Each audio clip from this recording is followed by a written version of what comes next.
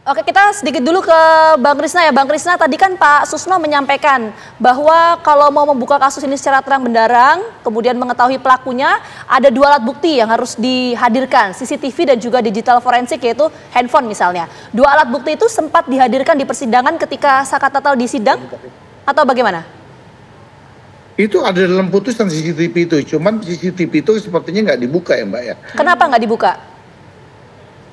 Waktu itu saya juga kurang paham karena saya nggak bersidang dengan pengacara yang lama. Oke. Namun kan kami meyakini bahwa keterangan yang ini kan kasus ini dirangkai dari awal dilaporkan oleh Rudiana yang melaporkan, lalu Rudiana juga yang menangkap. Nah sepertinya kan apa yang diungkapkan seperti yang dikatakan oleh Rudiana, lalu Rudiana yang menangkap. Nah inilah yang menjadi permasalahan kita di sini. Sementara kan Saka Tatal sudah mengungkapkan berkali-kali di dalam persidangan bahwa dia tuh tidak ada di dalam kasus itu. Artinya bahwa tidak ada kenapa di dalam kasus itu. Dia nggak ada di TKP dan banyak bukti dan saksi yang ketika itu bahwa menyatakan Saka Tatal tidak ada di lokasi. Saka Tatal itu malam kejadian peristiwa itu dia bersama dengan teman-temannya. Banyak saksi yang membuktikan ketika bersaksi di pengadilan. Cuman kesaksian itu tidak didengar oleh majelis, artinya tidak didengar oleh hakim.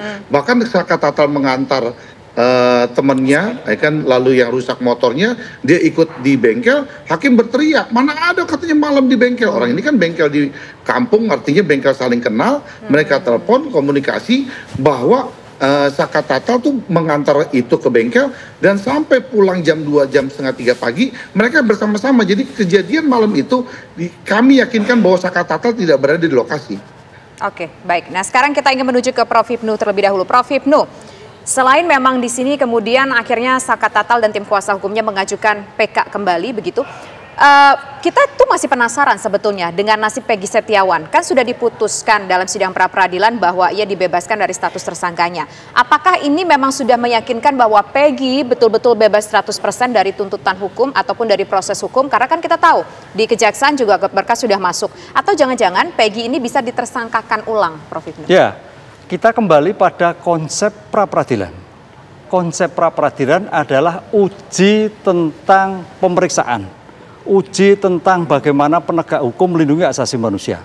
Uji tentang bagaimana mendapatkan bukti. Jadi belum masuk menilai bukti yang dilakukan. Ini, jadi belum menilai bukti. Makanya dalam seperti ini, ke depan si Peggy itu konsep bebas itu bukan bebas seperti putusan akhir. Tidak terbukti seperti rumusan dakwaan. Enggak, tapi bebas itu bebas dari status tersangka. Status tersangka. Oleh karena itu, dimungkinkan kembali Peggy kalau ada bukti baru tersangka kembali. Ini yang harus kita pahami, konsep bebas itu jangan diartikan bebas putusan akhir, tapi bebas dari pra-peradilan, penentuan tersangkanya. Jadi, karena pra-peradilan baru menguji formil, belum masuk material. Ini yang harus jadi catatan. Catatan. Oleh karena polisi saya kira juga masih Peggy itu ada. Mungkin bayangan seperti itu, Pak. Cari bukti baru. Makanya dalam hal putusan pra-peradilan itu adalah nanti penyidik harus mencari bukti baru seandainya Peggy diajukan sebagai tersangka. Ini yang harus menjadikan catatan di peraturan Mahkamah Agung yang tahun 2016. Oke, jadi potensi untuk menjadi tersangka kembali cukup besar ya, meskipun harus dibuktikan dengan beberapa bukti yang ada. Kita menuju ke Pak Susno. Pak Susno, tadi kan Pak Susno sempat menyampaikan tuh, ada kecurigaan dari Pak Susno bahwa AF ini yang selama ini menjadi saksi ketika Peggy ditersangkakan, ini adalah merupakan pelaku utama. Itu indikatornya dari mana, Pak Susno? Saya katakan indikatornya ya, ada 2 probabilitas ya. AF bercerita tentang kejadiannya kayak gini persis benar. Nah makanya kemungkinan pertama dia bohong gitu kan. Karena apa yang diceritakannya itu kalau dari jarak sekian itu nggak benar. Kemungkinan kedua, yang diceritakannya itu benar karena dia ada di lokasi, karena dia adalah pelaku juga gitu kan. Nah, jadi tinggal bagaimana si penyidik dengan ilmu penyidiknya, dengan nalurinya untuk membuktikan itu. Dengan tentunya dengan alat bukti. Nah, alat buktinya apa? Itu kan alat bukti yang ada yang belum dipakai, ada sudah disita oleh anak buahnya Pak Royana kalau nggak salah ya.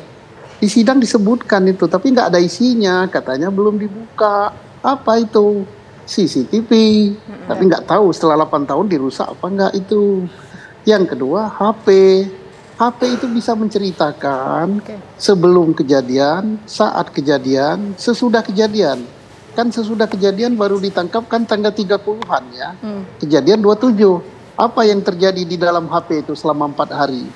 Nah itulah gunanya kita menggunakan scientific. Jadi scientific itu jangan hanya jadi omongan scientific, tapi mana? Di depan mata nggak digunakan. Hakim pun, jaksa pun aneh. Waktu diserahkan kasus yang ancaman hukumannya hukuman mati, kok tidak ditanya. Kenapa ini tidak dibuka? Mana darahnya, laborat darahnya? Mana laborat spermanya? Kan bunyi putusannya itu memperkosa kan bersama-sama, kemudian membunuh bersama-sama. Nah ceritanya lagi juga berita acara konfrontasinya nggak ada juga. Lah ini makanya saya katakan peluang untuk PK-nya Pak Krisnamurti sangat-sangat. Ya kenapa? Alat bukti ada itu. Alat bukti yang tidak digunakan. Baik, nah sekarang kita terakhir ingin ke Prof. Ibnu. Prof. Ibnu, tadi berkatakan bahwa Peggy ini bisa loh ditersangkakan lagi oleh polisi. Apa saja hal-hal yang mungkin bisa mengarah ke arah sana? Ya. Sebagai catatan mungkin bagi kuasa hukum Dengan Peggy Setiawan. catatan bagi kuasa hukum, seandainya Peggy diajukan kembali, adalah dengan CCTV yang ada. Dengan bukti digital forensik HP-nya. Pertanyaannya apa betul sih 6 tersangka tidak punya HP? Ini yang harus kita catat. Apakah betul CCTV tidak dibuka ketika itu? Yang saya pikir jangan-jangan ya, kita mudah-mudahan tidak terjadi. Ketika pengungkapan itu, kita nggak berpikir negatif loh Mbak. Bukti dikaburkan. Digital forensik. Wah ini risiko besar nanti. Masuk kualifikasi obstruction of justice. Seandainya itu betul terjadi. Kenapa nggak terjadi? Saya kira makanya kemarin kalau Kapolri menyatakan itu audit ulang kembali. Saya kira tidak audit tentang pemeriksaannya, tapi audit tentang penanganan barang bukti. Oh, barang buktinya ya? Tadi Bang Krisna menyampaikan bahwa CCTV itu kan sempat dihadirkan di persidangan waktu 8 tahun lalu, tapi tidak bisa dibuka. Tidak dibuka. Pertanyaannya kenapa tidak dibuka? Jangankan ada sesuatu atau memang dibuat sesuatu, ini yang jadi masalah. Jadi perkara ini kalau kita oncei orang Jawa, bisa kemana-mana nantinya. Karena bermasalah dari sejak awal. Yang paling urgent tuh apa dulu yang harus diselesaikan dulu, Prof. Ibnu, setelah Peggy dinyatakan bebas dari pra-peradilan? Yang paling urgent adalah sekarang Peggy bebas. Bagi Peggy, langsung segera mengajukan rehabilitasi dan ganti rugi.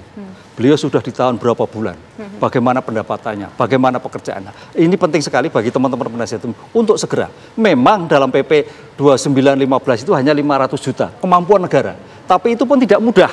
Catatan, coba bisa lihat di kasus Semarang, itu bertahun-tahun untuk mendapatkan dana itu. Nah ini saya kira dengan catatan seperti itu mudah-mudahan Peggy segera mendapatkan ganti rugi atas kelalaian dari suatu negara. Baik, kita terakhir ke Bang Krisna. Bang Krisna, soal CCTV tadi sempat komunikasi dengan tim kuasa hukum Sakatata sebelumnya nggak? Apakah CCTV itu memperlihatkan ketika kejadian itu berlangsung atau bagaimana? Isi CCTV itu, informasi yang didapatkan teman-teman. Itu nggak dibuka.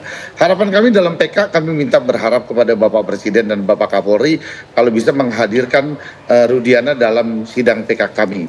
Artinya bahwa dia yang melapor, lalu dia juga yang menangkap. Dengan keyakinan dia kenapa dia bisa menangkap daripada klien kami Sakatata, kita buka lagi nanti dalam PK kita. Kita berharap kepada Bapak Presiden dan kepada Pak Kapolri sekali lagi dapat menghadirkan Rudiana di dalam persidangan kami biar menjadi terang ini, Mas. Baik. Terima kasih Mas Krisnamurti, terima kasih juga Pak Susno sudah bergabung bersama kami, dan terima kasih Prof. Ibnu sudah hadir. Selamat sore semuanya. Profesor. Sore, makasih. Prof. Ibnu. Siap, matur nuwun.